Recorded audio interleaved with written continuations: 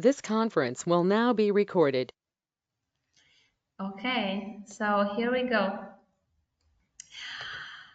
Okay,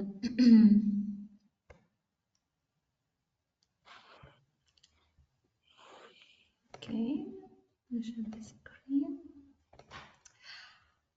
All right. Can you see my screen, everyone?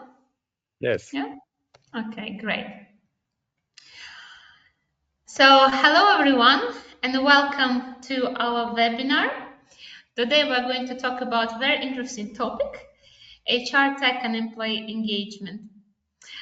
Thank you very much for taking the time to attend this webinar. Employee engagement. So employee engagement can be defined as a passion for work, if to put it simply.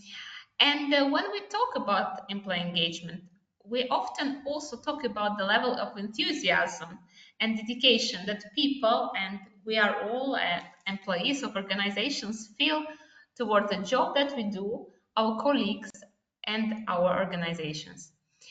So I would like to ask you a question. What makes you feel enthusiastic about your work? And I would like you to share some of the answers probably in the chat. So what makes you feel enthusiastic?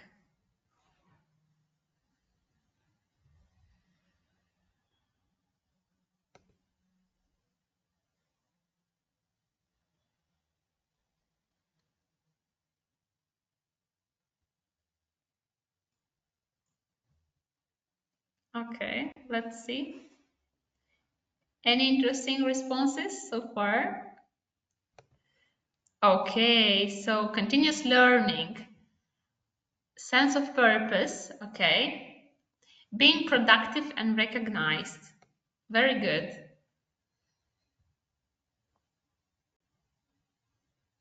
Anything else that makes you feel enthusiastic?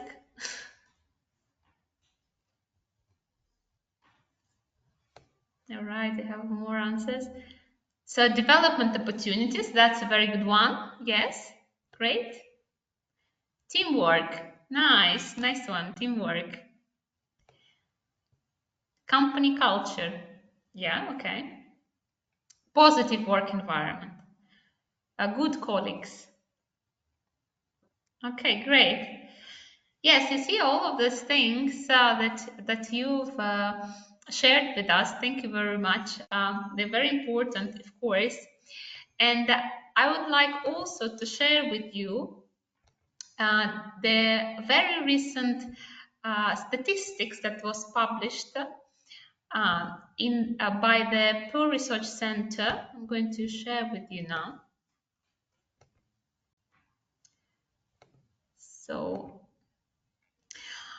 the Pew Research Center is the think tank that is based in Washington, D.C. And they collected data from 6,627 non-retired US adults. And they asked them why did they quit their jobs in 2021. So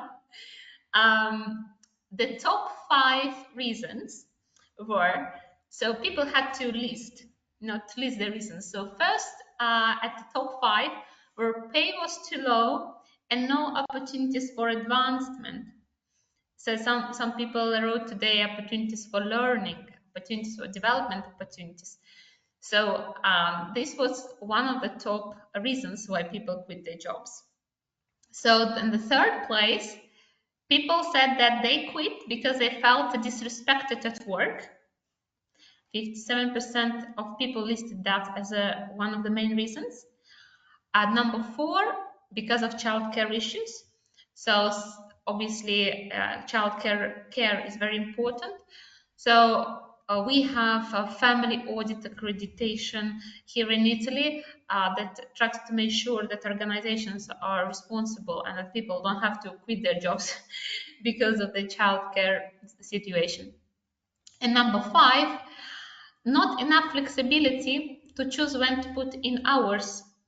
So 45% of people, of respondents, shared that they feel that their company didn't provide them with enough flexibility in terms of working hours, so they decided to quit. Interestingly enough, this particular research and this particular study also tells us that majority of those people who quit the jobs, they found better opportunities in the market. So that is a very positive thing. So now, I would like to tell you a little bit about how we are going to organize now our webinar, how it's going to go. So I'm going to share with you our plan for today. So our first speaker is going to be Dr. Fermin Diez. And Dr. Fermin is going to talk about how to analyze survey data. Then, after Dr. Fermin gives us valuable insights on how to analyze survey data, I'm going to take over and I'm going to discuss with you the research on how to engage Generation Z in the workplace. And then we will move on to Dr. Salvatore Falletta, who is going to tell us about his recent research and what the companies need to understand when it comes to HR tech and engagement.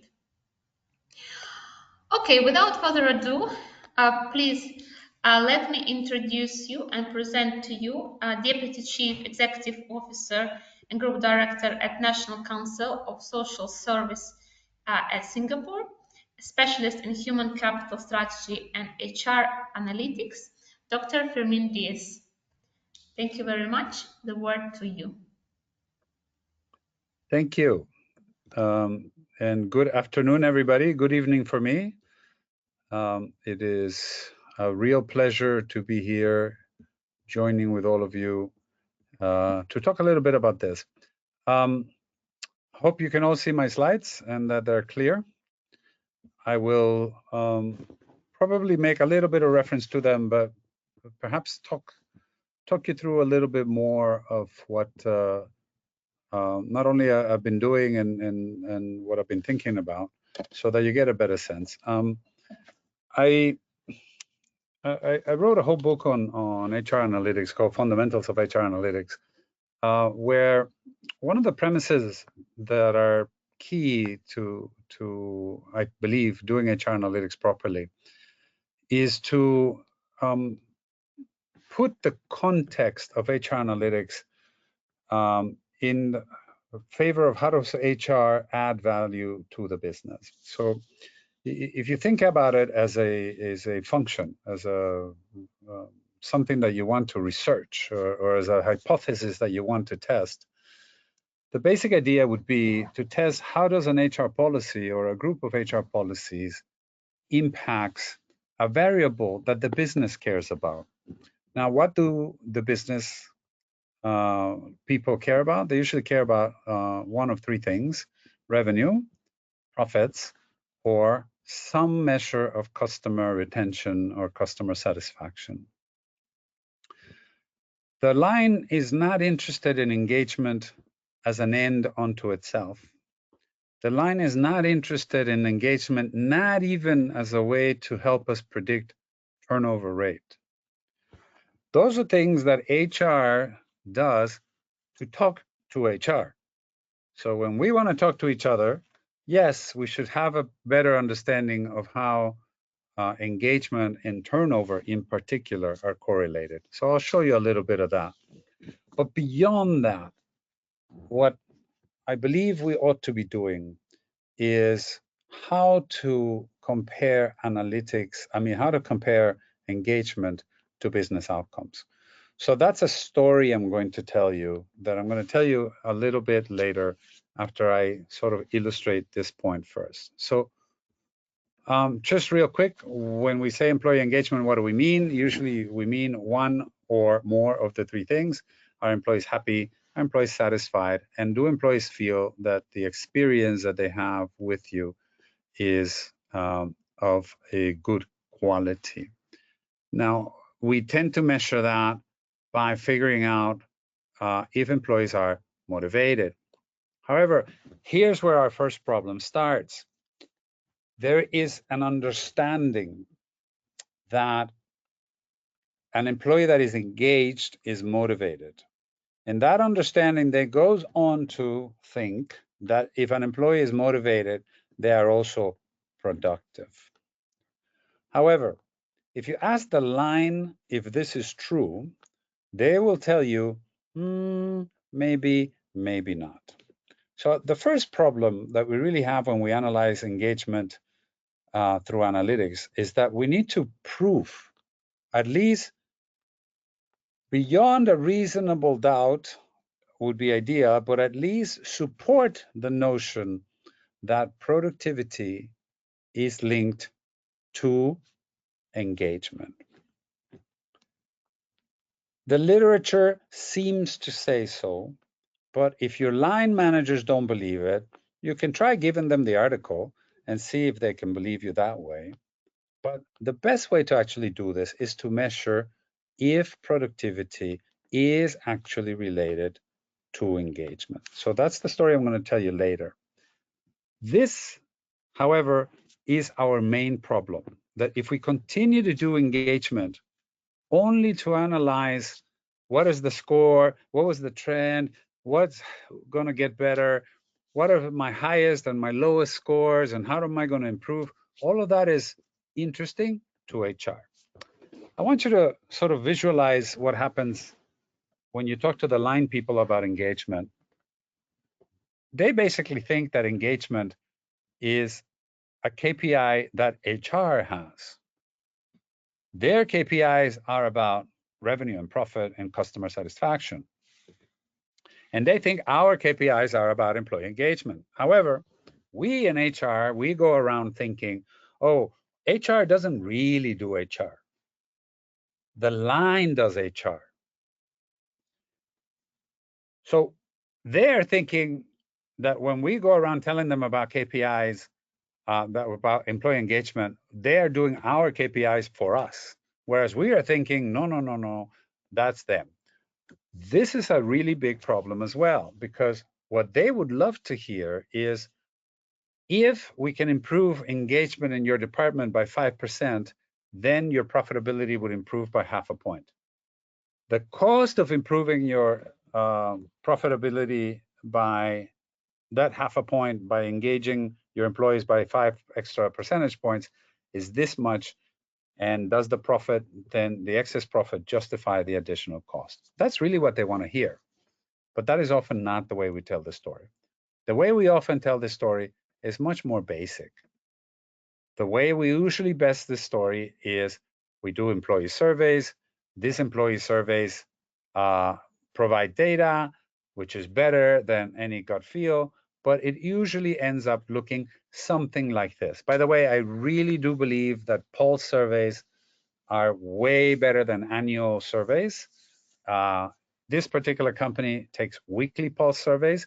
What that means is that they don't survey everybody every week. They survey 2% of the population every week. That means the entire population gets surveyed once a year, but they have a constant trend that they can be looking at.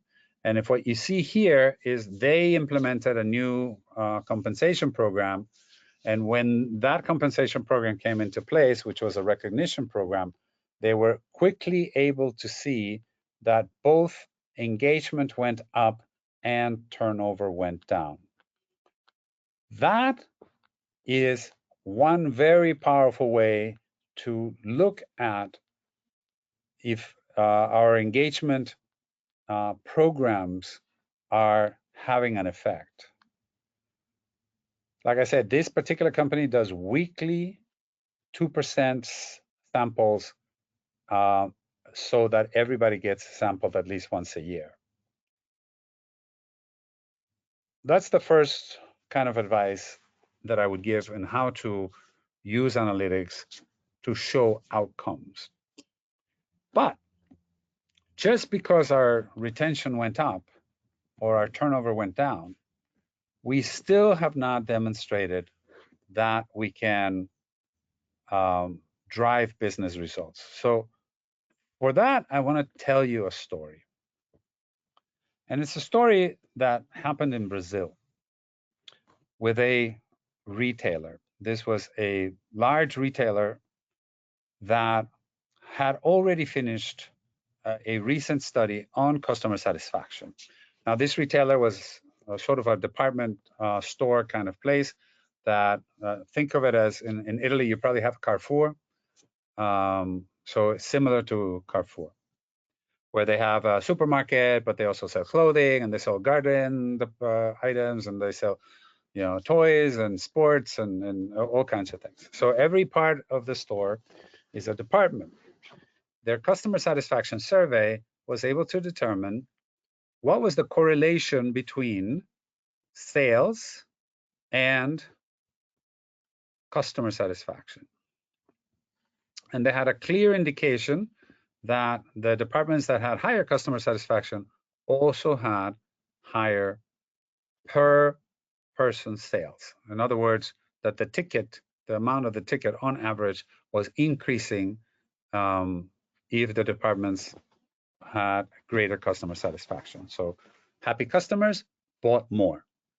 And so it's very clear that the marketing department and the sales department were already in tune that what they wanted to do because of these results that they received from the marketing folks is, let's make customers happy.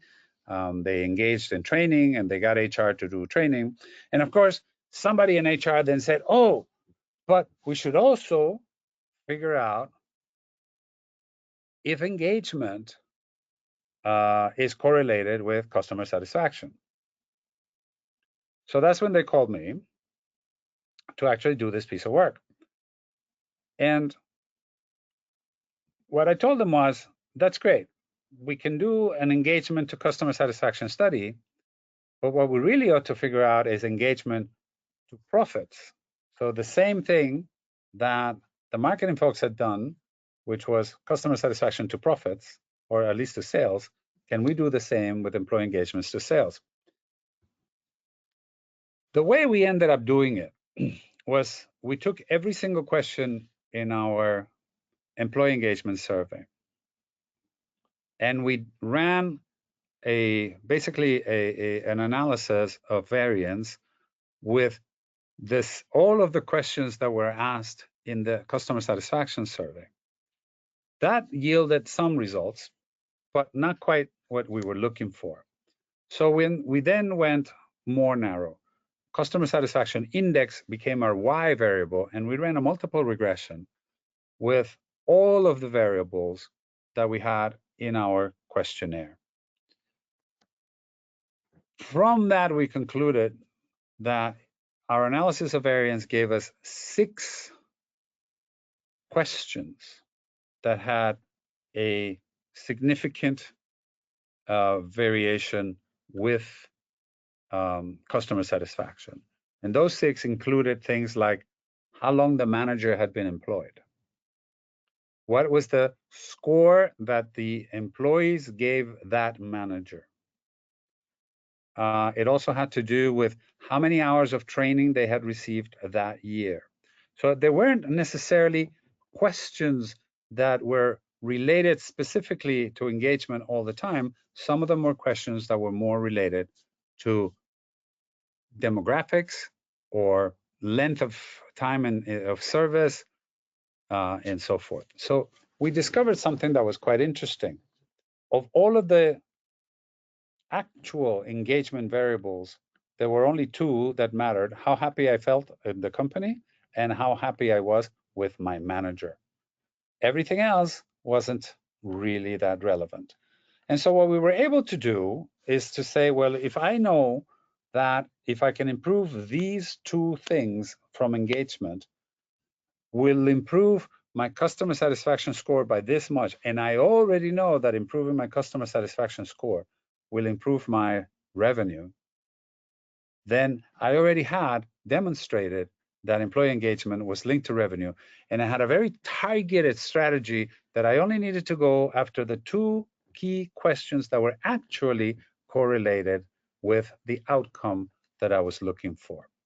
And you see, that's very different than what we normally do, which is what are my highest scoring one and my lowest scoring one, and how are we going to improve the lowest scoring one? Because it might be that the lowest scoring one isn't at all correlated with anything that the business cares about. So if I were to summarize what I'm trying to tell you is, yes, by all means, let's do engagement surveys, but at least do engagement surveys the smart way, which is more frequent with sampling.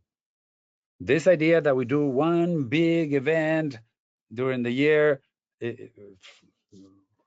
those of us that are academics have always kind of known that, you know, one big mega event to do once, it's random. It's not really what you want. You rather see trends than see, you know, points.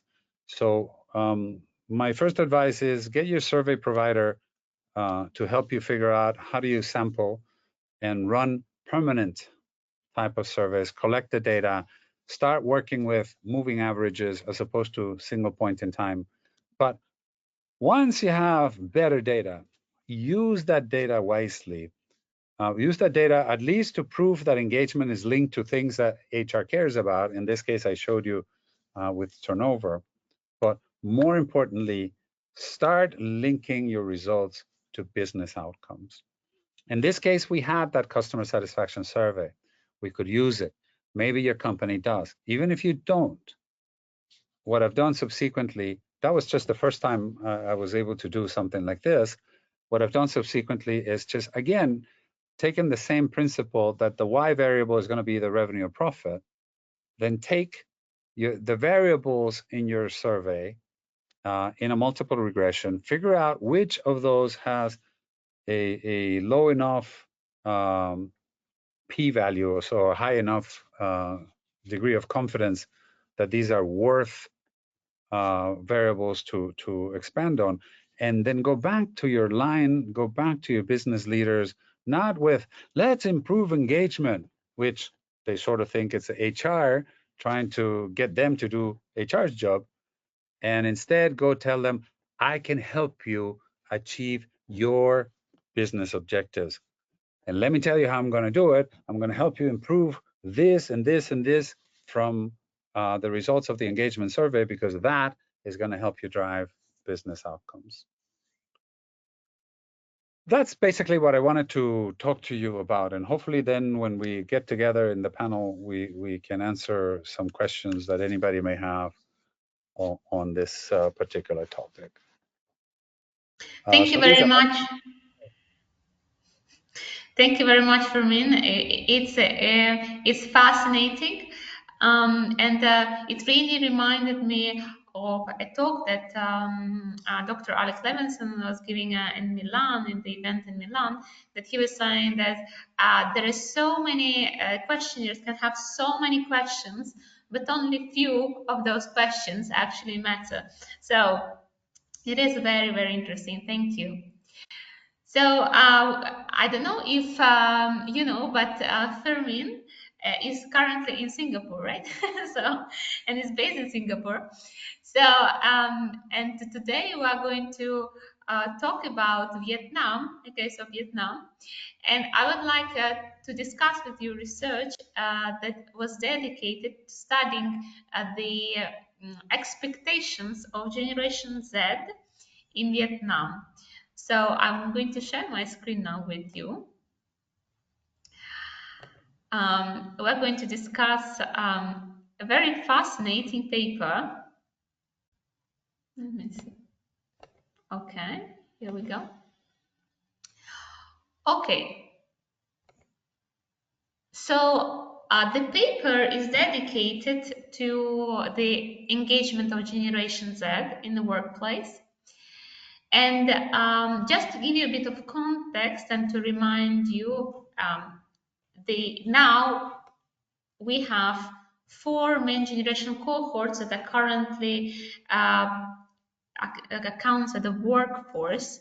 So we have baby boomers, we have Generation X, we have millennials, and we have Generation Z that we would like to focus on today. So Generation Z, currently their age is 11 to 26. And why they are so important and why I chose to talk to you about them today.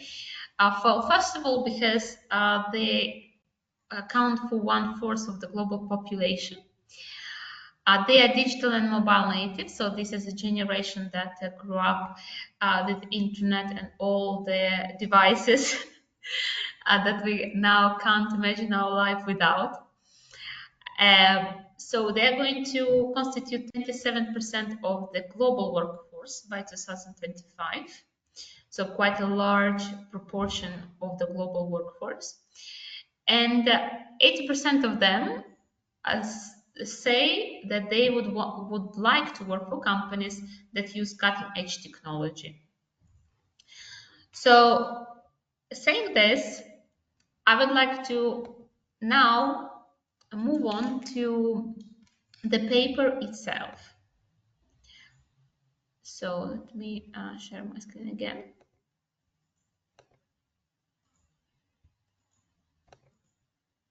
Okay. So the research article that I would like to talk to you about is very recent. So it was published in last year in the International Journal of Engineering, Business and Management. And the reason I chose this paper is because the research was conducted by a really brilliant group of researchers. So there is a Professor Nigel Knock, who is the Vice Dean of Hanoi Business School. There is Professor Chris Rowley, who is honorary professor of Oxford University, that he was teaching in Kellogg College. They have a Professor Miriam Peikba, who is the full professor of informatics from University of Zagreb in Croatia. So a really brilliant team. And their main research question that they posed was, what are Generation Z job seekers' expectations toward jobs, and how can they be attracted and retained? So the reason they decided to approach answering this question, they've interviewed 48 students from 6 universities in Vietnam. So they had quite a good balanced sample. So they had 21 male participants and 27 female participants. And they also, apart from the interviews, they also used the questionnaires to start with, and then group discussions as well. So what were their key findings? So they found out 4 main expectations that Generation Z had. So first of all, as a theme emerged fun and happy social environment with open communication. Today, when we talked with you about what motivates you to work and what makes you feel enthusiastic about your work, some of you wrote and mentioned the good team and good colleagues. So fun and happy social environment was one of the key topics and key expectations for Generation Z. In the article, there were some very, very interesting quotes that I would like to read out for you. So for fun and happy social environments, one of the participants said, "A cool office space is nice, although I would prefer to have a relaxing environment with friendly colleagues. I hope to find a company that could offer me both." So as you see, they found out that actually the participants were placing a higher importance on the environment itself rather than on the physical aspect of it.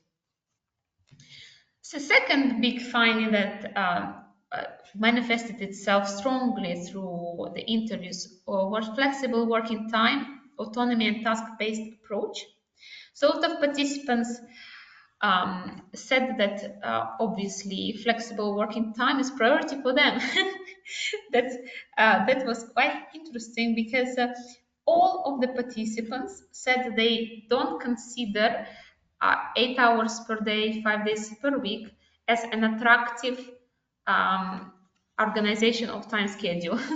So one of them said, some Vietnamese creative agencies give their employees the right to choose their workplace, either in the office, at home, or elsewhere, in exchange for being reachable, as long as they complete their tasks. I like that idea very much. So that was a general theme that was running through the interviews. So thirdly, they found out that the participants manifested that they really strongly care about corporate social responsibility practices present in the company.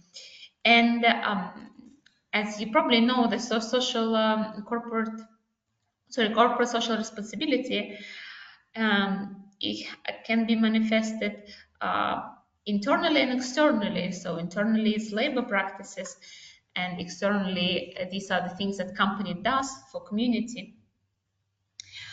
One of the participants said, once I graduate, the companies that care about the environment will be my target as an employer. And another interesting quote, companies still can be profitable while being socially responsible, and they can give more employment opportunities to disabled people, for instance. So that was another very powerful theme. And fourth, there's a clear career development plan. And interestingly enough, in this paper, the group of researchers also identified unrealistic expectations because ultimately they had a group of students, as I explained to you at the beginning, that they divided them into groups. So there was a group who already had some working experience, and there was a group who still haven't had any work experience. And from this group B, who didn't have a lot of work experience, there were some unrealistic expectations. So some of the participants said that they want to be viewed as irreplaceable in the companies. So they don't want just to have a clear career development plan, but also they want to be treated as irreplaceable and have tailor-made career plans for them. So these were the key findings. And saying this and discussing this with you, I think that it's important to highlight that when we talk about generational theory, as any theory, we use it as a lens. We use it as a lens to understand better phenomena. So that's, I think, is a very important thing to add here. And obviously, generations that don't exist in isolation. So all the generations and the values that a new generation brings to the workplace and all the technological advancement, obviously they have an impact on how organizations work and how people of other generations work within an organization. I would like to also share with you my last slide here, and it cites one of the researchers. As you can see, all this research is very, very recent.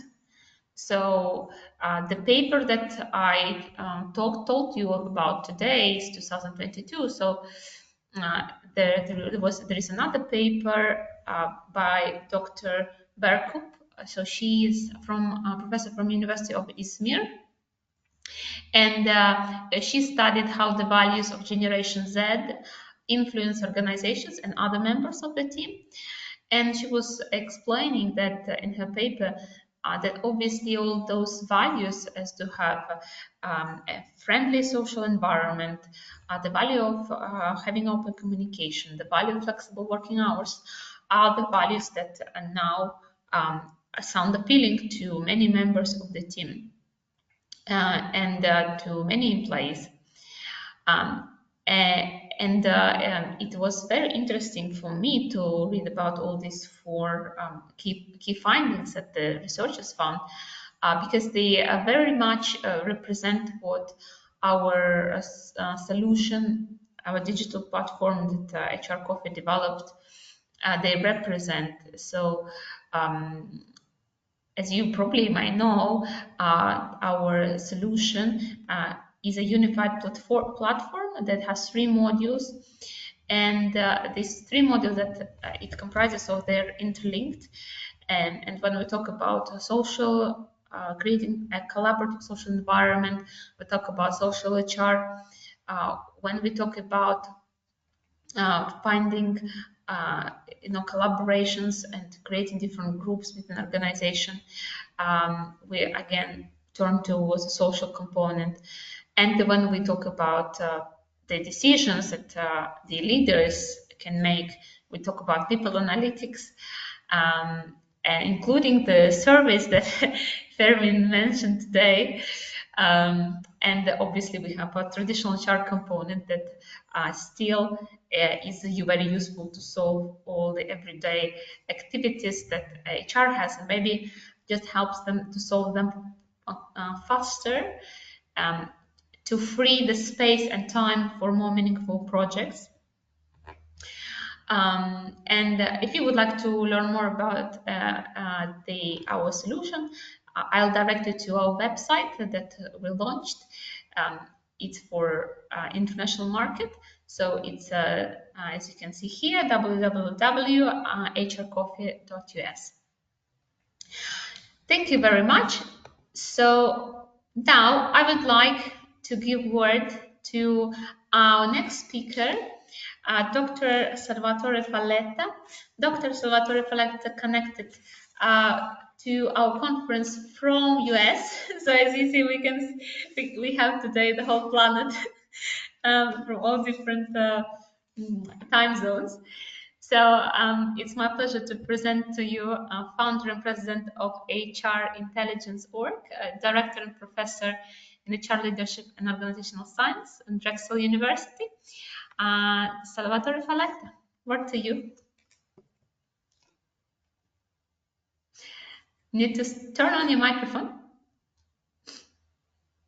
Luiza, thank you so much for that warm introduction, and thank you HRCOFFEE for inviting me today with this esteemed panel with Fermin and Luiza.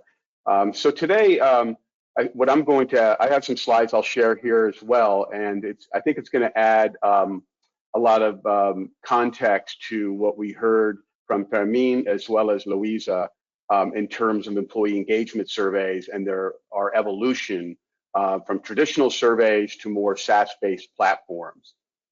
So that being said, let me just pull this up.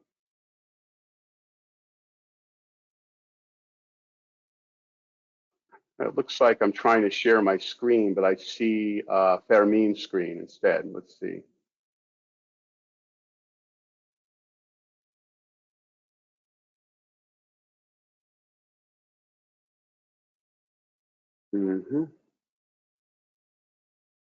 Let's see. Let me.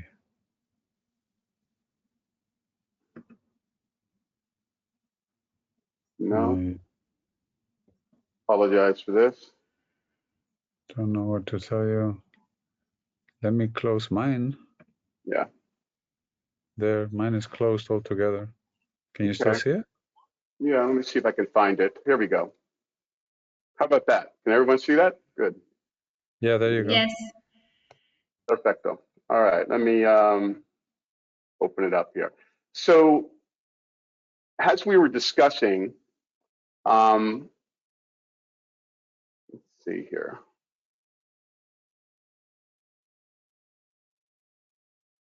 Trying to get my slides to work here. All right, so can you see that, or does it look too big? Does it look good to you, Luiza? I think it's too big. Yeah, somehow it's when I share the screen. Let me try it again. No. Yeah. No. It's not going to work on that. So I'm just going to go like this, and I'll keep it. Okay. Yeah, I think that like this we can see it well. As tight as I can. So there was an evolution of HR. When you think about HR surveys, particularly employee surveys, they've been around forever, for decades, and they started out as these large, cumbersome surveys, as Fermin mentioned, that we're moving away from, that include everything but the kitchen sink, in terms of items. So there were big surveys at 50 to 100 items. And then we moved into this notion of employee engagement that was introduced to us by William Kahn, which were, as we all know, is kind of the defined as the cognitive, behavioral, and emotional energy and effort and enthusiasm we put in our daily work. And there's many definitions, as we learned today. And then that was around the 90s, and then pulse surveys came into vogue, and they're still very, very popular and useful today. And then we saw around 2010, we saw this movement towards SaaS-based platforms that are in the marketplace that do everything from engagement to social HR to people analytics. And then there's even a more recent move to get away from surveys altogether with passive listening using big data and people analytics. So I just wanted to share that with all of you to give you context. So then there are a number of definitions as we learned today, and this is one definition that I came up with over 10 years ago, but it's no different than the ones we heard today. In a nutshell, engagement is how we think about our jobs, how we feel about them, and how we act. It's the cognitive, emotional, behavioral relationship that we have in terms of our job. So it's a multidimensional concept. And as Fermin mentioned today, and this is important, is engagement in and of itself is really just a means to an end in terms of what executives think. Now, as an a former HR VP, I would say, oh, engagement was the end, but it isn't. It's really, executives only care about engagement only in as much as it improves key performance indicators, productivity, performance, customer satisfaction, and financial outcomes. So he was dead on by saying that, and it's important that we link engagement to customer sat and other key engagement other key performance indicators. Otherwise, the executives are not really going to care. So about 10 years ago, I developed a model, a little over 10, well, it's been a while actually, a couple of decades actually. I built a comprehensive model that can be used for employee engagement, but this is a driver model, if you will, a holistic model. And they're still used today for like annual surveys, although the trend is to move away from annual surveys to more frequent pulse surveying and SaaS-based listening platforms. But this is a good holistic model if you want to do a large-scale change intervention or an OD diagnostic. It could be useful to get a baseline at least. If you're doing a large-scale transformation effort. And I use this model in many different organizations, including Oracle, Hitachi, FedEx, some institutions of higher education as well in terms of universities. Done some multiple regression and factor analysis on the variables in the model, and also did some linkage studies where I linked employee satisfaction to employee or customer sat and other key performance indicators, particularly financial outcomes. So it's a holistic model that can serve as a useful framework for a large-scale strategic survey if that's something your organization wants to do. Now, one thing I'd like to, yes. Sorry to butt in. I can't see your screen now. Can you share it again, please? Because I would like to see the model. Oh, yeah, that's interesting. Okay.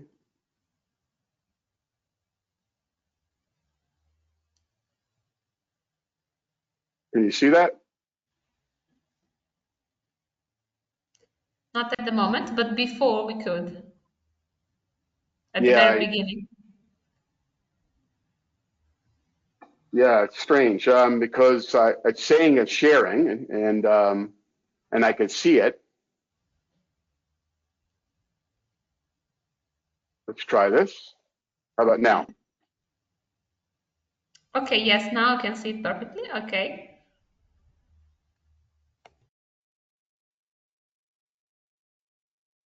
So you could see this model. Yes. Okay, so this is a holistic model that's meant to use for large-scale change or a large-scale employee survey effort. And we've run some linkage studies on it and multiple regression. You can see it has strategic factors like leadership, culture, and strategy on the top, and then some key indices that in turn drive or predict engagement, which in turn drives performance outcomes. So as Fermin mentioned, it's very important to link your engagement to key performance indicators that the business cares about. So when we look at this notion of engagement, there are a number of drivers that are known to predict engagement. Of course, the relationship we have with managers, good managers, there's trust and integrity, the nature of your job, career growth opportunities, et cetera. And I won't go through all of these, but these are considered the usual suspects.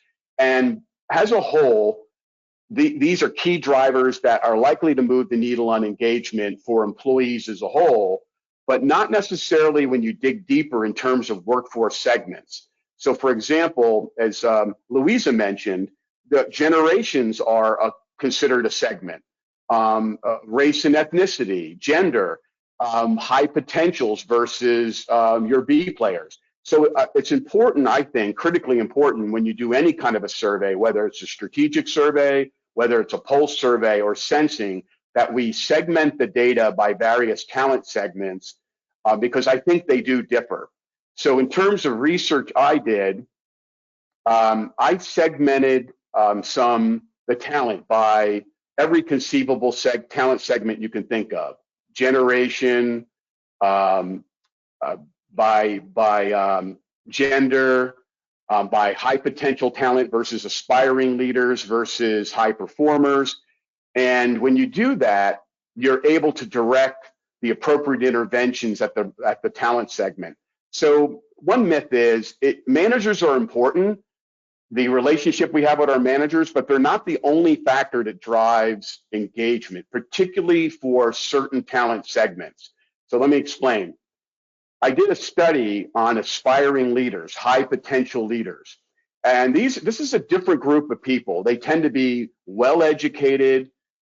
They aspire to be in the C-suite one day. They want to be directors and vice presidents. And so for them, the drivers that mattered most were not the usual suspects like my manager or my teamwork or a good culture and climate.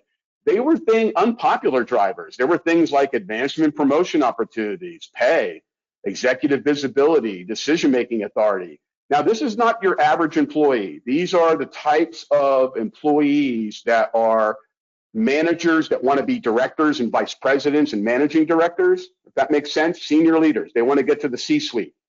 And so for them, the drivers that matter most, if you look at them, they're different than the usual suspects, right? The typical driver that drives the average employee.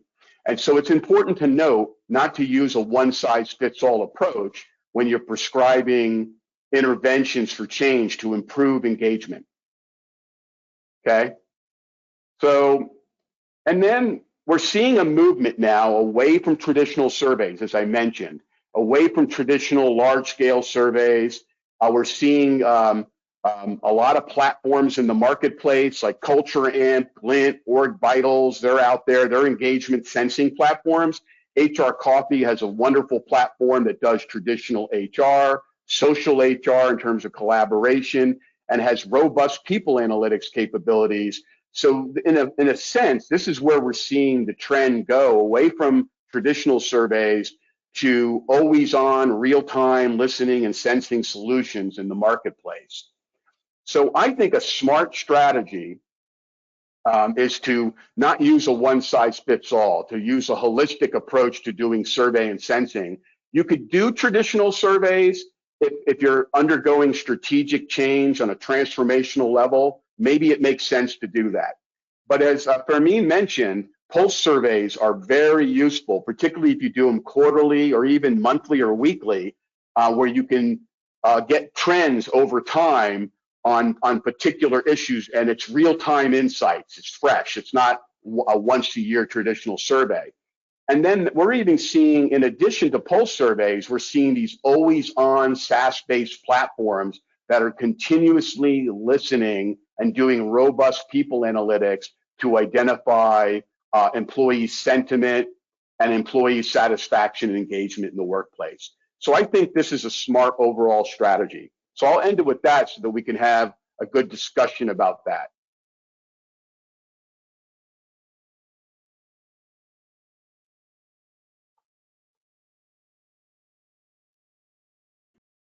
All right. Okay, thank you very much, Salvatore. That was very interesting. So, Fermin, you said that there are two factors that you found from your practical study that it really matters how people, if they're happy with their company and if they're happy with their manager. And then in the presentation of Salvatore, we see that the statement that we don't have to blame everything on the manager. So, can you please comment on that? Yeah, go ahead. Yeah, no, like I was saying, it was in that particular circumstance of that particular company in that particular point in time. I agree with Salvatore. You can't just always say it's the manager, but you can't always say it isn't the manager. You have to verify your data, see what it tells you, see how it correlates, and then act accordingly. Sometimes could be pay, sometimes could be lack of training, sometimes could be a combination of things. I think the key is to use analytics so that we don't make assumptions, and then confirm if you have a gut feeling, confirm it with analytics. If you think it's management, go do your research and see if it really was management. So that's really what I was trying to say. At that particular time in that particular company, management had a part of the burden, yes. But Fermin, you're right, though. And when you look at the research, the scholarship says it's anywhere from 30% to 50% of the variance can be explained by managers. But then the other 50% is all the other stuff. And then the point I was making is that when you look at different segments, the drivers that matter more, they change. It's like for employees as a whole, the manager is very, very important. But then when you get to like high potential talent, I spoke, and with the research I've done, I learned that and we did some interviews too. And in interviewing some high potential talent, they said, oh, my manager's great, but my manager doesn't have the power and the authority to give me what I want. So it was interesting because employees were saying it's the manager, the regular, rank and file employees, but these emerging leaders said, oh, I got a good manager, but I'm not getting paid enough, or I don't have enough decision-making authority, or I don't have the tools and the resources to do my job, and my manager is powerless to give me a promotion. So you're right. I mean, it really depends on the organization and the segment that you're dealing with in the organization. So. Okay. Yeah, thank you very much. If we have some questions from the floor, I would like to tell everybody that please feel free to ask any question that you would like an answer to. While we're waiting for the questions from the audience, I've got another question for probably Dr. Salvatore Falletta. You mentioned that you learned from your research that the different people who can be categorized as high potential, high talent, and our B players, they have different drivers. What is your take in general on this division that is very strong at the banking sector, for example, that they always identify like high potential employees, lower potential employees, and employees at the risk of exit. So. Yeah, the What's your high take? potential, everybody thinks they're a high potential. Like if you ask an employee, I'm a high potential. But what ultimately matters is whether the organization and the leadership and the managers say, yeah, that's a high potential employee that has the innate ability and also the desire and motivation to assume a bigger role, perhaps, or a leadership opportunity. And high potentials differ from high performers. So in other words, you could be a high performer in your current job, but you may not have the potential to move into a senior leadership role or the desire, perhaps, right? So you're performing really, really well in your current role, but it doesn't necessarily mean you're a high potential. But I did the research. I asked the organization, tell me, let's pre-code who you believe are high potentials. And that's how I did it. Because otherwise, if I asked employees themselves, they would all raise their hands and say, I'm a high potential. So that's the only fair way I was able to do it. Okay. Do you believe that self-assessment matter? For example, when we conduct performance reviews, do you feel like self-assessment matters? It does, and it is important to do a self-assessment in terms of performance. And a person can self-report being a high potential or having the desire to be. So it's important that you ask your employees, because we did a survey once when I was at Intel.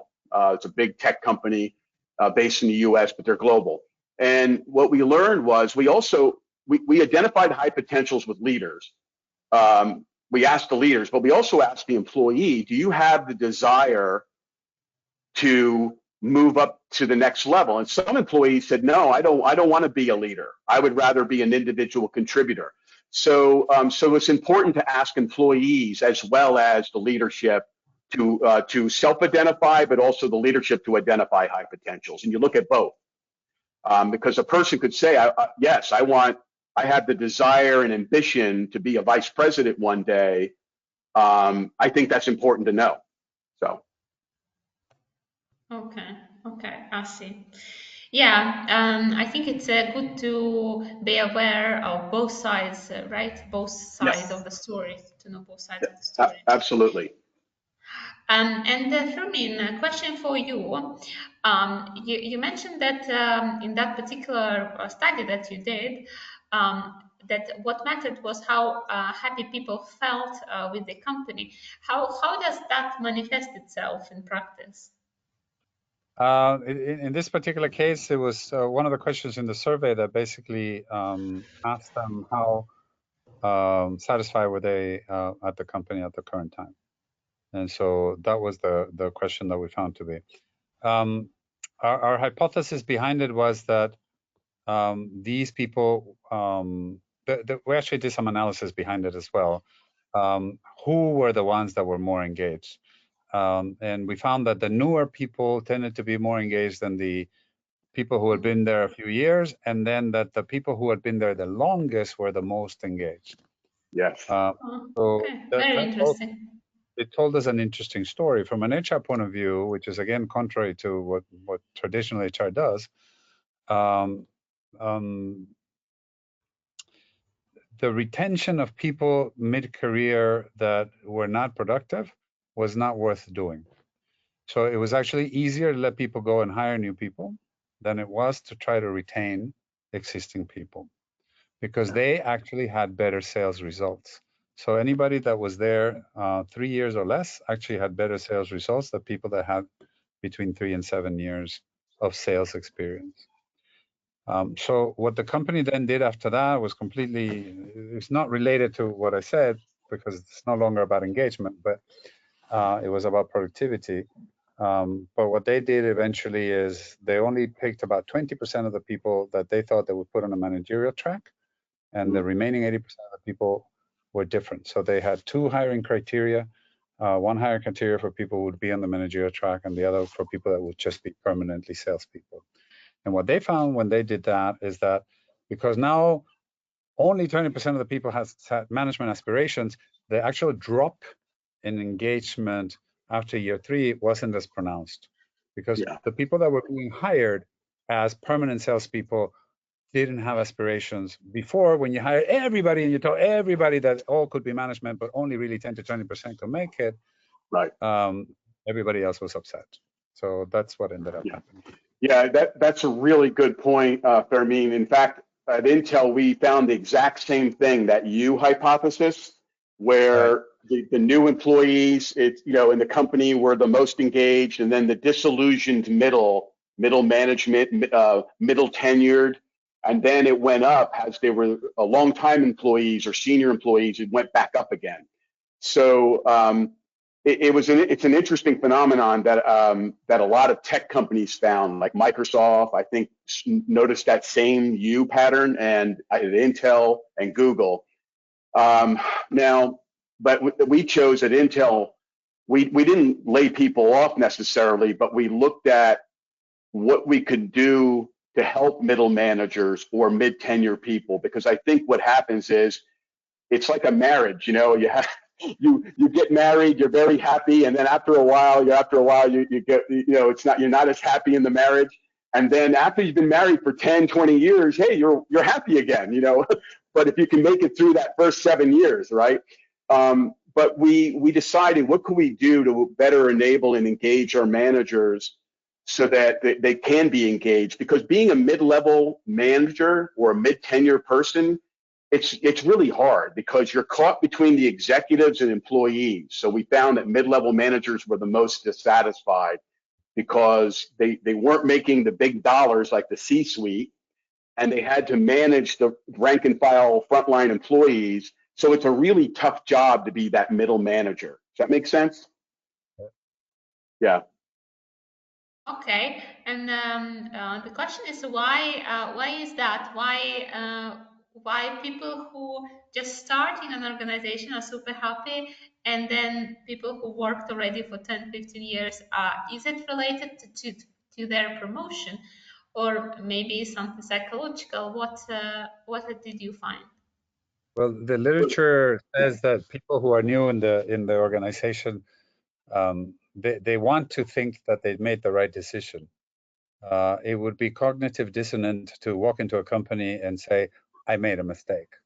So Right. they tend to be highly engaged because they want to be highly engaged. But after a while, I think it's like Salvatore says, it wears off. Yeah, and then once you're a senior person, you might be at a higher level, making more money. Your stock options are kicking in, or the stock price has gone up, and then when you're in a C-suite, you get to make more decisions. So, and it's hard to be a mid-level person. It is a hard job because you're literally stuck in the middle. So that's why the research is pretty consistent, as Fermin mentioned. You see it, that U shape every time. And a lot of other organizations are noticing the same trend and pattern. And the most dissatisfied people, when then you go do the focus groups behind it, tend to be the ones that think they should be promoted and aren't getting promoted. And that's usually people in that 3 to 7 year category. In the end, the organization doesn't have enough positions to promote everybody. Mm-hmm. Yeah, of course. Yeah, we understand that also. There is that limitation. Yeah. Okay, we have another question in the chat. What role does training and development play in employee engagement levels based on the experts' research and experience in the field? Meaning, managerial leadership skills, development at middle, senior management level, as opposed to frontline or non-management level. So, what role does training and development play in employee engagement? Well, I did a recent study with Stanford University, and I found that actually in that study, employee engagement or human resource development was the #1 predictor for engagement in that particular study at that particular organization. That it was a small. It wasn't all of Stanford. It was a part of Stanford. So it was interesting. It plays a pretty big role, and but again, it depends on what segment you're looking at. But overall, it explained about 33% of the variance in engagement. So it had a regression, linear regression of 0.33. That's a lot if you think about it. So and you know, of course, I teach HRD, which is learning and development, growth and development. So I think it plays a vital role. It's not the only factor, but it's a big one, kind of like managerial, having a good manager too. As we move into the future workforce, yeah, we are also going to find that growth will have an even higher value than any other thing. As we also move away from physical work to hybrid work and work from home, where the manager cannot be as intrusive or isn't, you will also find that because you're going to shift weight away from manager practices, you're going to end up with more weight on this type of thing, or training and skill acquisition and so forth. Also, as people start to decide that the company is not where I'm going to make a career, the company is just where I'm going to do a job, and I'm going to make the career on my own by moving from company to company. And as future of work, part-time and gig employment takes over, gig is also predicated on the idea that we are going to enhance our skills, either deepen our skills or augment our skills. The more that becomes true, the more weight that learning and development will have on everything that we're talking about. So I agree with Salvatore. It's probably in any given organization, no less than 25%, but maybe as much as half. Yeah. But even all of that is going to increase. I think you're right there. I mean, in fact, in terms of amid the future of work, they're talking about moving to more of a skills-based economy too, where it's going to become even more critical, right? And getting away from traditional jobs and roles to this, having a kind of a set of a skills-based approach. So I think you're dead on with that, Fermin. And companies are already talking about deconstructing jobs. Yeah. And the big survey providers like Mercer are already providing skill-based surveys, at least in America. Yeah. Okay. Tying into that, we have another question that I think is very interesting as well. So when it comes to surveys or polls, instant polls results, if they are quite stable along a period of time, is it usually best, in your opinion, to keep collecting data or put data collection on hold?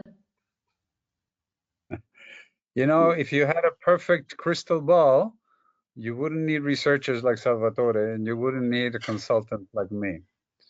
But you don't, because, you know, we think the organization is going a particular way, and then somebody makes an offer to buy it, or the company tries to sell it, or your boss quits, or we got a new CEO, or we got a new head of HR that has a different mindset.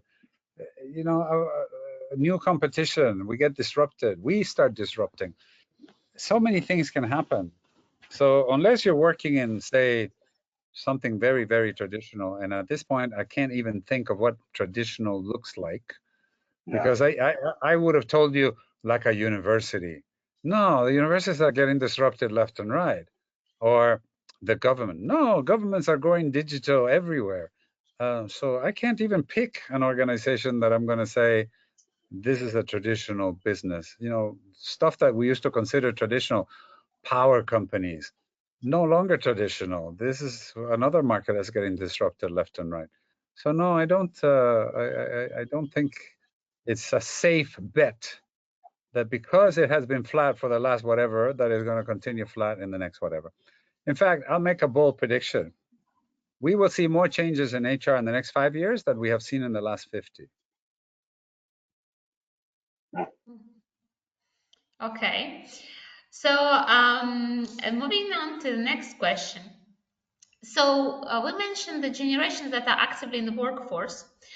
From your research experience and academic research, what are the best practices that HR and leadership can do to enhance the engagement of employees belonging to different generations, taking in consideration generational differences and motivational drivers? So given that we have different generations working in the same organization, what are the best practices and what are the principles? I think I can start probably responding to that. So Okay. first of all, it's very, very important to understand that the generations, they don't live in isolation. So all the tendencies that we see in the market, they affect everybody, not only the younger generation. The younger generation, they normally act as say, probably ambassadors or drivers. Saying this is a very general statement to make. It's number one. Number two, I think the key is always communication, because the transparent communication is a value and an important principle for all generations. As long as people are aware and informed, they know what's happening, they know that they can ask questions and receive answers. I think that has already half success there. So I think Salvatore and Fermin, if you would like to add something on best practices managing different generations working together. I'll tell you what I believe. I believe that it's a fallacy that we're going to have the thing that always works for all the millennials and the thing that always works for all the boomers. I don't think that's true.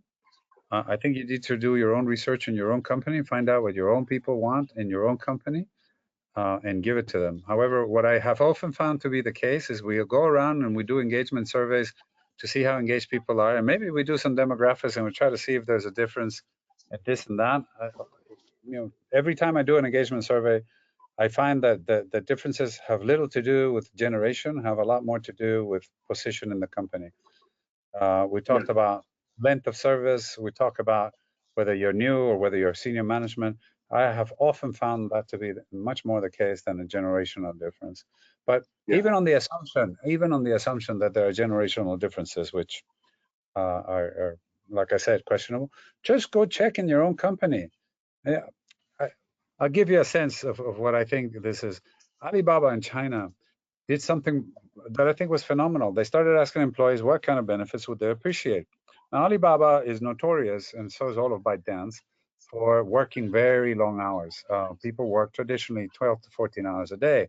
So the younger crowd, which is most of the people that work there in Alibaba, said, we have a real problem. We don't have a life. We can't socialize. We can't date. We can't meet other people. So you know what the company did?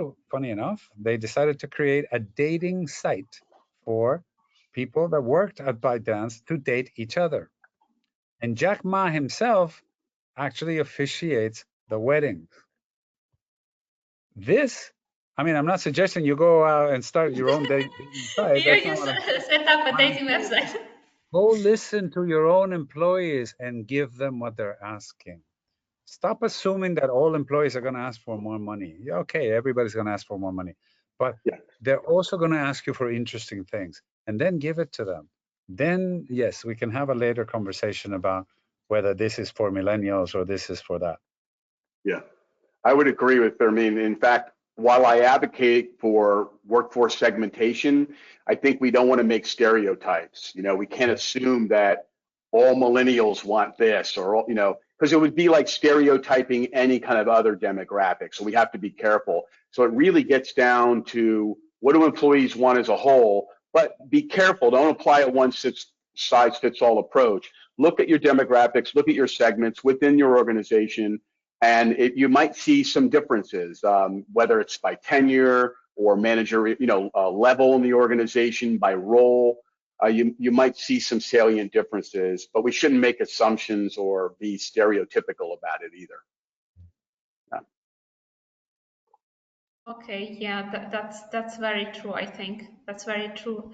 I also want to add that building on what Fermin said, there was a conference in just before pandemic in London that I attended. It was called Success Connect, and it was an HR conference. And one of the keynote speakers there was the CEO of SAP. And what he said was quite fascinating, because he said that when they've done surveys, they checked the employee engagement across different offices and SIP, they found out that the office in Mexico was not doing great. So, and he flew there. So he flew there, and he said that he met with the employees, and he said, you are doing worse than the others. What's happening? And they said, so they've done a lot of investigation.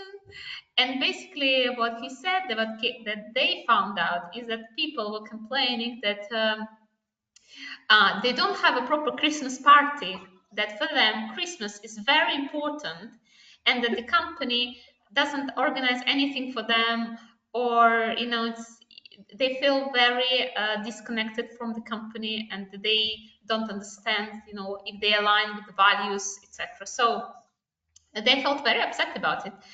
And then he said, I told them, who is like your favorite singer? And there were people who sang, some Mexican singer. And he said, okay, if you perform well this year, I'll make this singer come for the Christmas party to sing for you. And then people were engaged, and they actually showed one of the best results. So as Fermin mentioned, that maybe when you look closely into your company, you will be able to see something interesting that you would never think about. Okay, moving on. So a challenge I often face with corporate clients is that they seem satisfied with rolling out EE service in whatever format, but then little action is taken after the results are out. Intuitively, I feel that this may be even more detrimental to EE than not running a survey in the first place. Employees took time to respond, they may reasonably expect something out of it.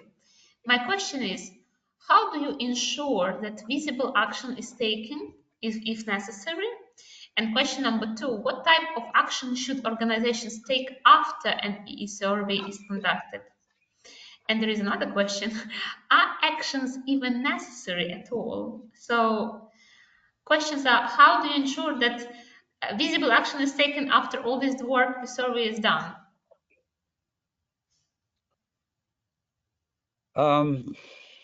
Well, yeah, you always create expectations, which means you always need to have a reply. However, I find that the reply is usually of what this person asking the question is saying, that it's more of a, oh, HR is coming around bothering us, or yeah, let's have some meetings and let's tell people, let's buy some pizzas, and hopefully that will make HR go away. So there's no real commitment to improving engagement from the point of line management, and HR isn't going around improving it. They're expecting the line managers to go and improve it, and the line managers are busy trying to make money for the company, and they don't think this is a priority anyway. So most of the time, I think this is the problem. My answer I already gave in my presentation, which is, if you really want to make headway in all of this, figure out which of the elements of engagement are correlated with business outcomes, and then tackle those, because then the line will want to do them. And then there will be action, and then it will manifest itself in better results. And all of a sudden, people have promotion opportunities, they have success, they have better increases, better bonuses, and a lot of these problems begin to go away. Yeah, so you need to take people on board and that show how the survey that you're going to conduct is going to help them to achieve their objectives. Correct. Okay. I think this yes, is the number one thing that everybody that's doing surveys needs to be focused on. Yeah, we dropped the ball when it comes to taking action on our survey insights, particularly when you do those annual surveys, and it takes some months to do get any traction on doing anything. But I would also argue, even if you have real-time insights with digital HR technologies, sometimes it depends on what the nature of the problem is. Like some things you could fix or address relatively quickly. Like my manager's not giving me feedback regularly. Well, that's actionable and you can take action on that relatively quickly. But if it's something strategic, like there's a toxic culture or there's no opportunity for advancement and promotion, those types of politically laden problems take a long time to fix. Does that make sense? So, and then you have to make sure we like to put everything on the manager and say, okay, the manager has the levers to change and make improvement here.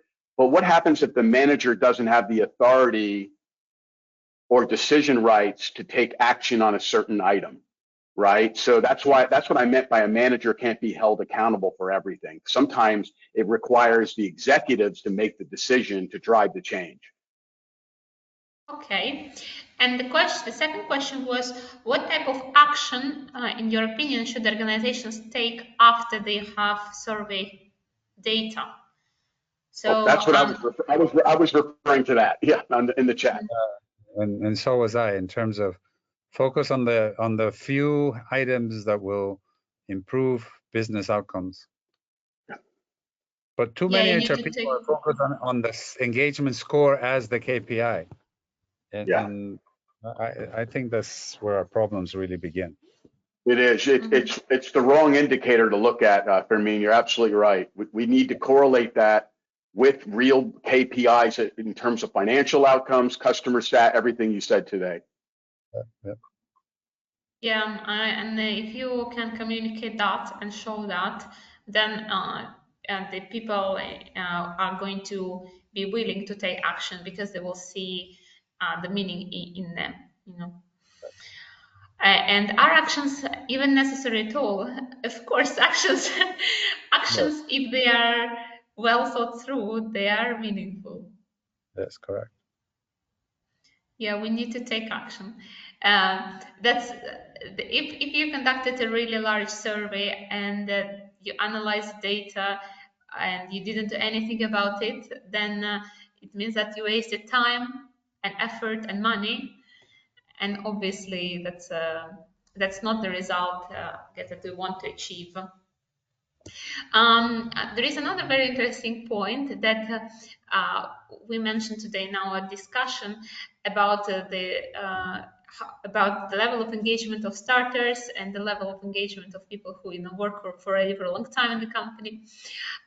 In the paper that I was talking about today, there was a very interesting finding, I think, that many of the students from category, from group B, those who already have some work experience, when talking about corporate social responsibility, they were saying that for them it's very important that ethical aspect of company, and they said that we discussed with friends that I would not work for an ethical organization because people would think that this is the image that I portray or I can relate to. And one of the participants even said, I wrote it down for myself. I quit my job because the management prioritized the employment of male workers. And as a woman, I think I was lucky to be hired, but I disliked the gender inequality. So she basically left the job because the management prioritized the employment of male workers, and she disagreed with that. And she said that it was quite a large corporation. So that I think it was also very interesting. Okay. So another question from the audience here. Where do you see the usage of AI in employee engagement? Maybe, Luiza, you take that yourself, because that's a tool-related question. Yeah. Sure. Yes, so again, AI is a tool, right? So in order to use it, we need to understand why we need to use it and for which purposes. So I think that sometimes when it comes to tools and technology in general, we focus too much on having the most advanced technology, the best tools, but we need to start with asking questions and thinking about the purpose. So if I have a question, what is the best means to solve that? Maybe it's an AI tool that will help me to solve that problem. Maybe it's going to be going out there and talking to people face to face, conducting interviews. Maybe it will be a survey. Maybe it will be something else. So we need to start, I think, with the questions. And then if we think that AI can help us to answer our question better. For example, AI now in our tool, the way we use it is like we use it for different purposes, but what we see from the clients is that often it is to make predictions. So if there was a project that, for example, lasted 1 month and we needed, I don't know, 10 people to perform it. So if we have a similar project, what is the minimum amount of people we need? So for modeling, for prediction, AI is quite good. AI is good for everything related to numbers. So for example, salary reviews, we use an AI tool for salary reviews distribution. So because it calculates much faster than a human being, right? So, but I want to emphasize that we start with the question that we need to answer, and then we think about the tool, the best tool that we can use.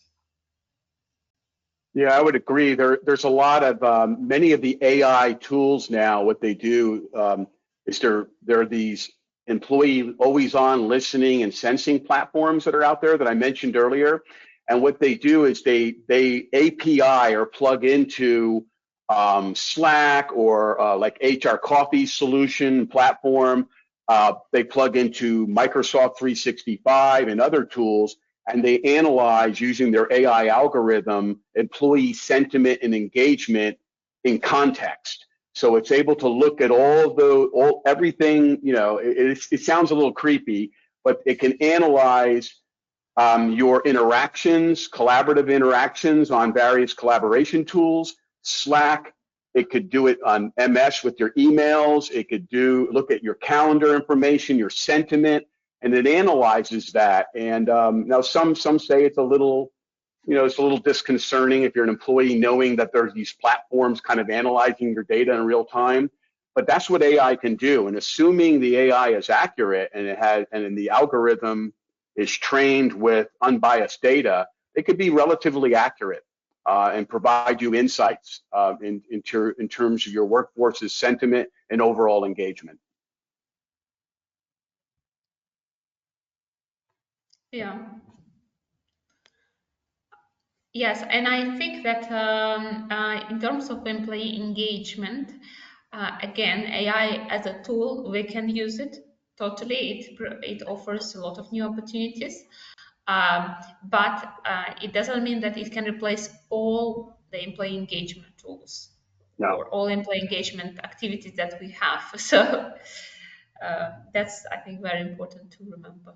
I agree, Luiza. In fact, at the Society of Industrial Organizational Psychology conference in the US, they had a panel on that, and they're saying, will AI always-on sensing platforms, listening platforms that collect passive data from all these sources that I mentioned, will that replace pulse surveys and engagement surveys, the traditional ones? And they concluded that no, it shouldn't. It'll supplement it. But a smart strategy would be to do active data gathering with engagement pulse surveys, but also sensing too, a combination of both of them. Yeah, and if we go out there and, for example, we conduct semi-structured interviews, talking with people, really trying to understand what are the matters that are really significant to them, then maybe to analyze the data, we can use AI tool, but we still need to go out there, we still need to collect the data. So this, I think, is very, very important to remember. Okay, thank you very much. So is there anything you would like to add, Fermin, on that? No, I think what you guys are talking about is the right way to go. Basically, I feel the same way. The most recent one that I saw, just related to AI in incorporating is using AI for performance appraisals, which is also quite a nifty way to do it, because the employee can ask for performance appraisal directly on Teams, and the Teams tool has an AI, or the Teams app has now you can incorporate an AI tool on it that will allow for basically the manager to use sliders to how they want to evaluate the performance of the employee according to what the employee has to be evaluated on. And the sliders, then the AI translates that into a whole narrative on the performance. And I didn't catch that. Could you try again? Sorry, my Siri got activated. And yeah, not just to provide the paragraph on the performance appraisal, but also suggestions on improvement.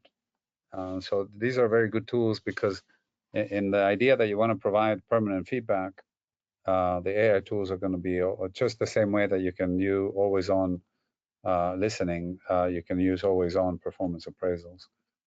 Wow, that's fascinating. But I agree with Salvatore. These are tools that support. These are not tools that take over.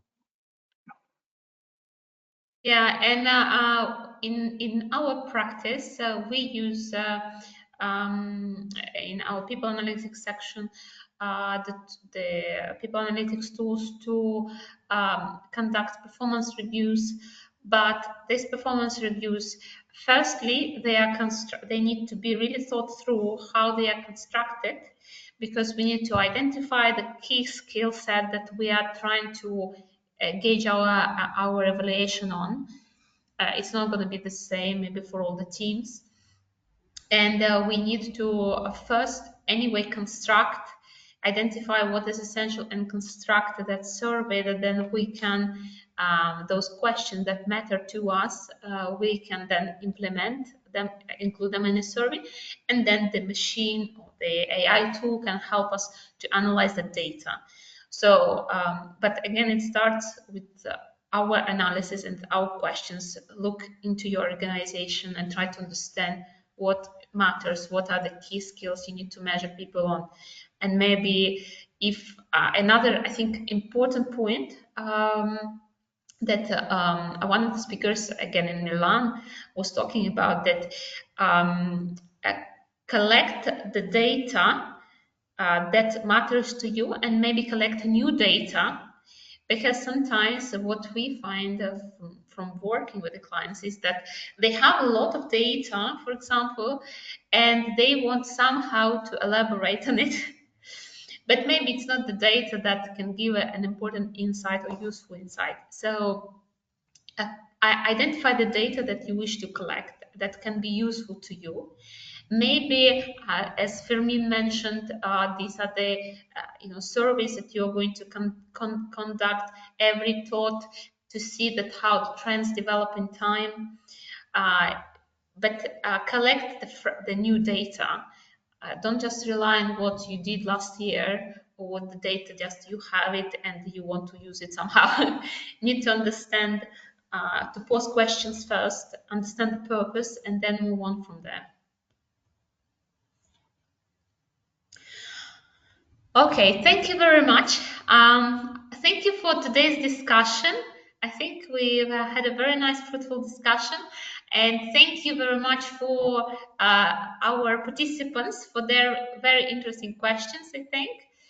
And I hope that this webinar was useful for all of our participants. And we are very grateful to our speakers as well, who, despite of the time difference, managed to join us today and share their insights and experience.